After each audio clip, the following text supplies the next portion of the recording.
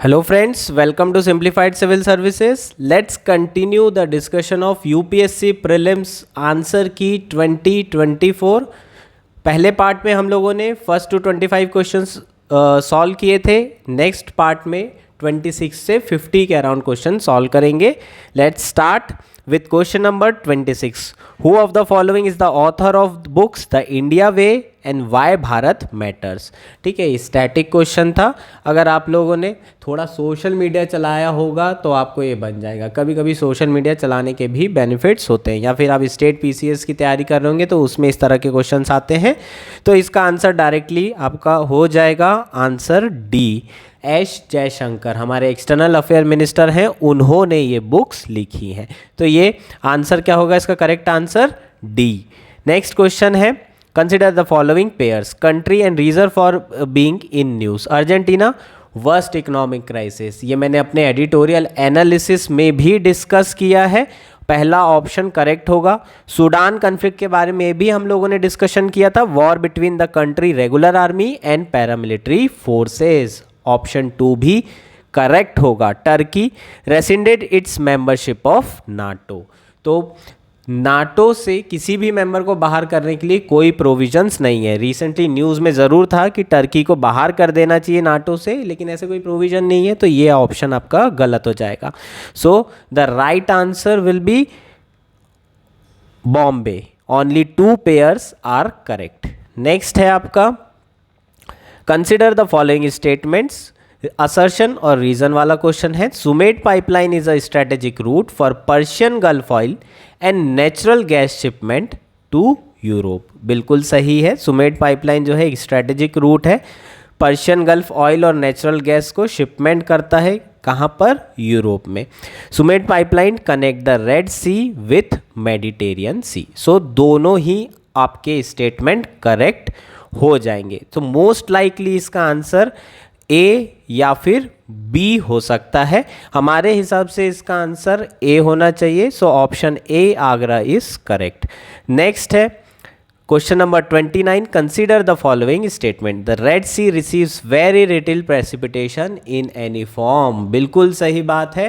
Red सी सबसे ज़्यादा salty सी में से एक है दुनिया की। इनफैक्ट सबसे ज़्यादा, अगर हम सी की ओवरऑल बात करें तो डेड सी को हटा दिया जाए, वो लेक है, तो सबसे ज़्यादा जो सॉल्टी सी है वो रेड सी है। उसका एक बहुत बड़ा कारण है कि यहाँ पर जो प्रेसिपिटेशन है वो बहुत कम होता है, पानी बहुत कम होता है, गिरता है। नेक्स्ट क्या है? No water enters the Red Sea from rivers. ये भी एक ऑप्शन सही हो सकता है, लेकिन ये थोड़ा सा एक्सट्रीम स्टेटमेंट है। ऐसा बिल्कुल भी सही नहीं कि कहीं एक भी रिवर ना हो, छोटी मोटी रिवर्स ना हो। तो सेकेंड ऑप्शन इसका गलत होगा। 2-3 रिवर्स के यहाँ मैंने नाम लिखे हैं। बरका रिवर है, हडास रिवर है। ये रिवर्स छोटी छोटी रिवर है, लेकिन ये रेड सी में जाके ड्रेन होती है। So correct answer is A for Agra. Only one is correct. According to Environmental Protection Agency, which of the following is largest source of sulfur dioxide emission? A. Locomotive using fossil fuel. B. Ships using fossil fuel. C. Extraction of metal from ores. And D. Power plant using fossil fuel. So यार ये तो simple question है ना। इसका answer D for Delhi हो जाएगा। जो power plant है ना, उसी वही सबसे बड़ा सोर्स है SOX का। ठीक है, तो आपका आंसर हो जाएगा डी फॉर दिल्ली। अब इसमें ज़्यादा दिमाग नहीं लगाना था, इसमें ग्रीन टेक्नोलॉजी नहीं डालना था। बहुत सारे लोगों ने ये सोचा कि अरे नहीं, अब तो पावर प्लांट से इतना नहीं होता, तो कोई और लगा दिया है। ठीक है, तो ये आंसर सीधा सीधा है डी फॉर दिल्ली। नेक्स्ट है आपका, ये ट्रिकी क्वेश्चन था यार, ये थोड़ा सा डिफ़िकल्ट क्वेश्चन भी था और ये आपका फंसने वाला था। ठीक है, if the United States of America were to be default on its debt, holder of the US treasury bond will not be able to exercise their claim to receive payment. Option 1 is correct. ये बिल्कुल सही है कि अगर USA default कर जाता है तो फिर यूएस ट्रेजरी बॉन्ड को जो है आप उसके अगेंस्ट में क्लेम नहीं कर सकते। नेक्स्ट है, The USA government debt is not backed by any hard asset but only by the faith of government. ये भी स्टेटमेंट सही है। So statement 1 and 2 both are correct. Most likely हमारे हिसाब से इसका आंसर ए फॉर आगरा होना चाहिए। नेक्स्ट क्या है, consider the following statement, syndicated lending spread the risk of borrower default across multiple lenders. Syndicate lending में क्या होता है, कंसेप्ट समझते हैं थोड़ा सा। बहुत सारे जो आपके लेंडर्स होते हैं वो साथ में आ जाते हैं, सिंडिकेट ग्रुपिंग बनाते हैं और उसके बाद फिर लैंडिंग करते हैं। इससे क्या होता है, जो रिसोर्सेस है वो पुल करना आसान होता है और जो आपके बोरोवर है, बहुत बड़ा बोरोवर होगा, लार्जेस्ट मतलब क्रेडिट बोरोवर होंगे, है ना, जो बड़े बड़े बिजनेस पर्सन होते हैं विजय माल्या टाइप के, तो उनको बोरो करने के लिए आपको बहुत ज़्यादा पैसे की ज़रूरत पड़ती है और इसके लिए आप सिंडिकेट बना करके लैंडिंग कर सकते हैं। ठीक है, तो ये पहला स्टेटमेंट सही हो जाएगा। Syndicate lending spread the risk of borrower default across multiple lenders. ठीक है, तो ये जो रिस्क होगी ये क्या हो जाएगी, ये बेसिकली स्प्रेड हो जाएगी। अगर बहुत सारे लोग मिल करके किसको देंगे, विजय माल्या को लोन देंगे, अगर वो डिफ़ॉल्ट भी कर जाता है तो सबका थोड़ा थोड़ा पैसा जाएगा, ना कि किसी एक बैंक का, ना कि सिर्फ एसबीआई का। तो ऑप्शन जो 1 है, स्टेटमेंट 1 है, वो करेक्ट हो जाएगा। The syndicated loan can be fixed amount lump sum of funds but can not be credit line. ये स्टेटमेंट गलत है, सो स्टेटमेंट 2 इज रॉन्ग। तो आपका डायरेक्टली आंसर आ जाएगा statement 1 is correct but statement 2 is incorrect. So right answer is C for Calcutta. Next बात कर लेते हैं क्वेश्चन की, consider the following statement in respect of digital rupee. It is a sovereign currency issued by RBI in alignment with its monetary policy. बिल्कुल सही है, sovereign currency है ये। नेक्स्ट है ना, हमारी ये जो सॉवरेन का मतलब क्या है, आरबीआई जो है इशू कर रहा है और किसी और जो है ना सरकार के द्वारा ये इशू की जा रही है। क्रिप्टो करेंसी की तरह नहीं है, सॉवरेन डिजिटल करेंसी है। ठीक, it appears as a liability on the RBI balance sheet. बिल्कुल लाइबिलिटी होगी, है ना। आप जब भी जाओगे आरबीआई के पास तो आरबीआई को जितना आपने डिजिटल रुपी है उसके बिहाफ में आपको गोल्ड या फिर आपका जो भी करेंसी होगी वो आपको देनी पड़ेगी। नेक्स्ट क्या है, it is insured against inflation bye it's very design. ये तो गलत है यार, ये तो पॉसिबल ही नहीं है ना। ऐसी कोई करेंसी नहीं है जिसमें इन्फ्लेशन ऑलरेडी एडजस्ट हो जाए, ये तो पॉसिबल ही नहीं है। सो 3 करेक्ट नहीं होगा। और 4 क्या, it is freely convertible against commercial bank money and cash. Obviously तभी तो डिजिटल रुपी चल पाएगा, नहीं तो चल पाएगा क्या। सो आंसर क्या हो जाएगा आपका, 3 इज़ रॉन्ग, तो आप 3 हटा दीजिए। 1 2 2 4 और 1 2 4, तो 1 सही है, 2 भी सही है एंड 4 भी सही है।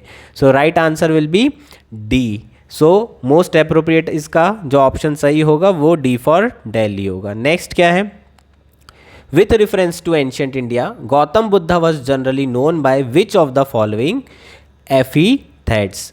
जो बुद्धा है ना, उनके अलग अलग जो है अवतार काइंड ऑफ बोल सकते हैं। वो बुद्धास जिन्होंने बुद्धाहुड अचीव कर लिया है उनके अलग अलग नाम हैं, जैसे कि तथागता। ठीक, दूसरा क्या है, शाक्य मुनि। जो न्यायपुता है वो महावीर का जो है दूसरा नाम है। तो यहाँ पर हम गौतम बुद्धा के अलग नाम की भी बात कर सकते हैं या फिर हम ये भी बोल सकते हैं वो लोग जो बुद्धाहुड अचीव कर लेते हैं। तो आपका ऑप्शन 2 और 3 करेक्ट हो जाएगा। So B will be the right answer. Next question क्या है, क्वेश्चन नंबर 35। ये क्वेश्चन थोड़ा स्टैटिक था, बनेगा डायरेक्टली अगर याद रहेगा तो, अदरवाइज अगर आपने इसमें रिस्क नहीं ली होगी तो ज़्यादा चांसेस है कि ये क्वेश्चन को आपका छोड़ने वाला था। ठीक है, पहला क्या है, आर्कियोलॉजिकल साइट, स्टेट और डिस्क्रिप्शन। फर्स्ट है चंद्रकेतुगढ़, स्टेट है उड़ीसा और डिस्क्रिप्शन है ट्रेडिंग पोर्ट टाउन। ठीक, तो चंद्रकेतुगढ़ वेस्ट बंगाल में है। सो फर्स्ट आपका इनकरेक्ट हो जाएगा।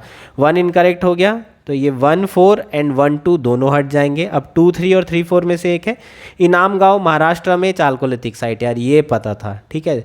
तो अगर आपने पहला और दूसरा कर लिया होगा तो इसका आंसर आप निकाल सकते हैं। आंसर क्या आएगा इसका, बी फॉर बॉम्बे आएगा। मंगाडू केरला में है, मेगालिथिक साइट है।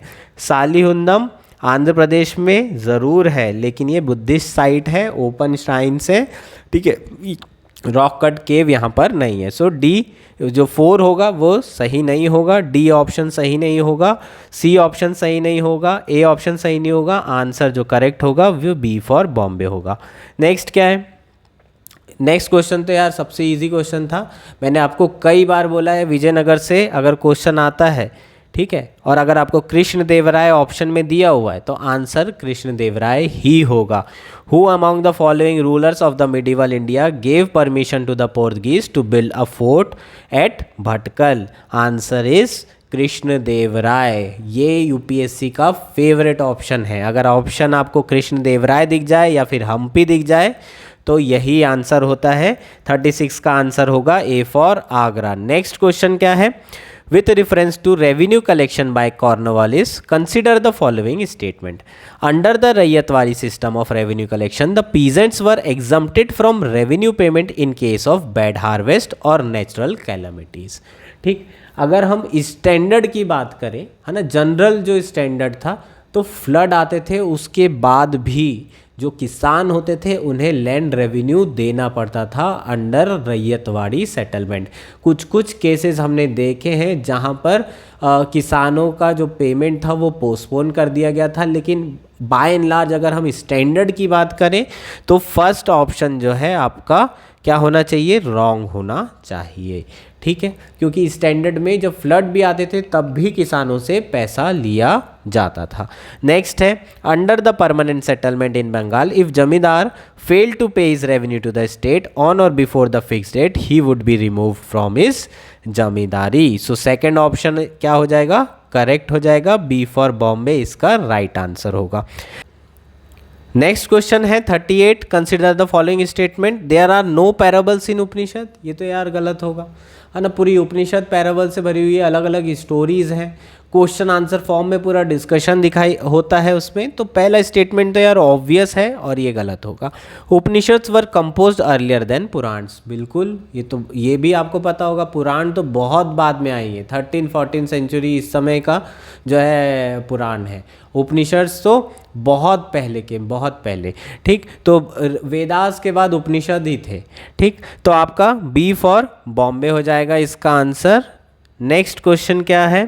Consider the following statement. यह तो बहुत फालतू क्वेश्चन है। India is the member of International Grains council. अगर आपने ओवर थिंकिंग नहीं की है और इसका आंसर डी फॉर दिल्ली लगाया नहीं है तो ये एकदम सिंपल क्वेश्चन था यार। इंडिया जो है इंटरनेशनल ग्रेन काउंसिल का मेंबर है, ये जो पहला स्टेटमेंट होगा ये सही होगा। और country needs to be member of International Grains Council for exporting और इंपोर्टिंग रीस एंड वीट, ये तो राइस एंड वीट, ये तो एकदम ही बकवास ऑप्शन था, इसको कोई भी नहीं भी पढ़ता तो भी गलत ही मार्क करता। आंसर इसका ए आगरा हो जाएगा। होपफुली आपने इसमें डी नहीं किया है, ओवर थिंकिंग नहीं करी है आंसर, है ना। अगर आपको नहीं पता होता तो ए लगाते या तो डी लगाते, लेकिन ओवर थिंकिंग वाला क्वेश्चन ये नहीं था, सिंपल क्वेश्चन था। ए फॉर आगरा इसका आंसर होगा। नेक्स्ट क्या है? Which of the following was the latest inclusion in the intangible cultural heritage list of UNESCO? Latest inclusion कौन सा यार? दुर्गा पूजा 2021 में, गरबा डांस 2023 में, कुंभ मेला बहुत पुराना है, छऊ डांस बहुत पुराना है। Answer is C for Calcutta. ये भी सिंपल क्वेश्चन था यार, ये तो स्टेट पीसीएस में ऐसे क्वेश्चन पूछे जाते हैं। ठीक है, नेक्स्ट क्वेश्चन क्या है? Consider the following statement. There is instability and worsening security situation in Sahel region. Instability और worsening security situation साहिल region में है, ये बिल्कुल सही स्टेटमेंट है। There have been military takeover coup in several countries of Sahel region in the recent past. B, ये भी option आपका स्टेटमेंट 2 भी सही है, लेकिन आपके खूब जो है रिसेंटली हुए हैं और साहिल रीजन में इनस्टेबिलिटी और वर्सनिंग सिक्योरिटी बहुत पहले से है। सो दोनों स्टेटमेंट तो सही है, लेकिन इसका मुझे जो लाइकली आंसर लग रहा है वो बी लग रहा है। आंसर ए और बी में से ही एक होगा। मुझे जो हमको जो लग रहा है वो आंसर बी लग रहा है इसका करेक्ट एक्सप्लेनेशन। ठीक, 42, consider the following statement. India does not import apples from United States of America, है ना। ये तो तुम लोग ऐसे भी कर लेते, नहीं भी पता होता तो। रिसेंटली इंडिया में जो एप्पल्स के इंपोर्ट हैं यूनाइटेड स्टेट्स से वो बहुत ज़्यादा बड़े हैं 2022-23 में, तो पहला ऑप्शन गलत हो जाएगा। In India the law prohibits the import of genetically modified food without the approval of competent authority, पहला स्टेटमेंट गलत है तो दूसरा तो सही होगा ही होगा। ये तो आंसर डी होना ही होना चाहिए। नेक्स्ट क्या है, यहाँ से क्वेश्चन थोड़े से अच्छे। 43 with reference to the speaker of the Lok Sabha, consider the following statement. While any resolution for the removal of the speaker of Lok Sabha is under consideration, he shall not preside, बिल्कुल right है। he shall not have the right to speak, बिल्कुल गलत है यार, बोल सकता है, उसके पास राइट टू स्पीक तो रहेगा ही। he shall not be entitled to vote on resolution for first instance, यहाँ पर फंसना नहीं था, वो फर्स्ट इंस्टेंस में वोट भी कर सकता है क्योंकि वो प्रिसाइड नहीं करेगा। अब प्रिसाइड नहीं करेगा तो वो आपका क्या हो गया, जनरल मेंबर हो गया पार्लियामेंट, तो वो पहले इंस्टेंस में वोट कर सकता है। लेकिन अगर इक्वालिटी ऑफ वोट्स होती है तो उस केस में उसका वोट नहीं माना जाएगा, है ना, वो तब वोट नहीं करेगा। क्लियर है? तो आंसर क्या हो जाएगा इसका, only 1, A is the right answer. Next क्या है, with reference to Indian Parliament, consider the following statement. A bill pending in Lok Sabha lapses on its resolution, बिल्कुल सही है यार, है ना। अगर लोकसभा में कोई बिल पेंडिंग है तो वो जैसे ही लोकसभा डिसॉल्व होगी वो बिल खत्म हो जाएगा। Next, a bill passed by the Lok Sabha and pending in Rajya Sabha lapses on dissolution of Lok Sabha, ये भी सही स्टेटमेंट है क्योंकि लोकसभा ने पास कर दिया, अब लोकसभा डिसॉल्व हो गई तो वो बिल का सेंस ही खत्म हो गया क्योंकि इस लोकसभा ने डिसॉल्व किया था। अगली लोकसभा आएगी फिर वो डिसाइड करेगी ये बिल पास होना चाहिए या नहीं होना चाहिए। सो 1 and 2 इज़ राइट। अब ऑप्शन देख लोगे तो यार 1 and 2 सिर्फ एक ही में है, बी इसका करेक्ट आंसर होगा और जो थर्ड ऑप्शन है स्टेटमेंट है वो गलत ही है। A bill in regard to which the President of India notified his or intention to summon the House to a joint sitting lapses on dissolution, ये तो होता ही नहीं है। अगर जॉइंट सिटिंग के लिए बोल दिया है तो लोकसभा डिसॉल्व भी हो जाती है, उसके बाद भी जॉइंट सिटिंग होती है। सो 3 इनकरेक्ट होगा, आंसर क्या होगा 1 and 2। नेक्स्ट क्या है आपका, पार्लियामेंट ऑफ इंडिया से रेफरेंस में कुछ स्टेटमेंट है। Prorogation of a house by president of India does not require the advice of council of minister, ये तो गलत है यार, है ना। आपको काउंसिल ऑफ मिनिस्टर की एडवाइस तो चाहिए ही चाहिए होगी, प्रोराग कर रहे हैं क्योंकि, है ना। तो पहला स्टेटमेंट गलत हो जाएगा। Prorogation of the house is generally done after the house is adjourned sine die, ये सही है। But there is no bar to the president of India proroguing the house which is in session, ये भी सही है। तो B आपका जो सेकेंड स्टेटमेंट है वो 2 सही हो जाएगा। अब 1 गलत है, इसको हटा दो, आंसर ऑलरेडी आ जाएगा। अरे बहुत एलिमिनेशन तो कुछ ज़्यादा ही लग रहा है इस बेसिकली इस पेपर में यूपीएससी के। थर्ड क्या स्टेटमेंट है, dissolution of the Lok Sabha is done by the president of India who save in exceptional circumstances does so on the advice of council of minister, ये भी सही है ना। अगर 2003 में जो है अटल बिहारी वाजपेयी ने बोला था कि डिसॉल्व करिए, दोबारा चुनाव लड़ना है, तो फिर प्रेसिडेंट ने बोला ठीक है भाई आप डिसॉल्व कर लेते हैं, आप चुनाव लड़ लीजिए। आंसर क्या हो जाएगा इसका, सी फॉर कैलकाटा। नेक्स्ट और लास्ट है इस सेशन का, European parliament approved the net zero industry act recently, ये तो बिल्कुल सही है ना। हमने एडिटोरियल एनालिसिस में भी इसके बारे में बात की थी, है ना। और आप लोग अगर नहीं एडिटोरियल एनालिसिस देख रहे हैं तो आप लोग भी हमारा एडिटोरियल एनालिसिस देखिए, उसमें हमारा डिस्कशन होता है। काफ़ी क्वेश्चन जो इस बार प्रीलिम्स में आए हैं वो हम लोगों ने डिस्कस किए हुए हैं। स्टेटमेंट 2 की बात करते हैं, European Union intends to achieve carbon neutrality by 2040 and therefore aims to develop all of its own clean technology by that time, गलत है, 40% है ये, all नहीं है, ठीक है। तो आपका सेकेंड स्टेटमेंट ये तो तुम एक्सट्रीम स्टेटमेंट से निकाल लेते। Statement 1 is correct but statement 2 is incorrect, so the correct answer is C for Calcutta. ये आपका 46 क्वेश्चन हो जाएगा, ठीक है। नेक्स्ट पार्ट में बचे हुए क्वेश्चन कवर करेंगे। Thank you.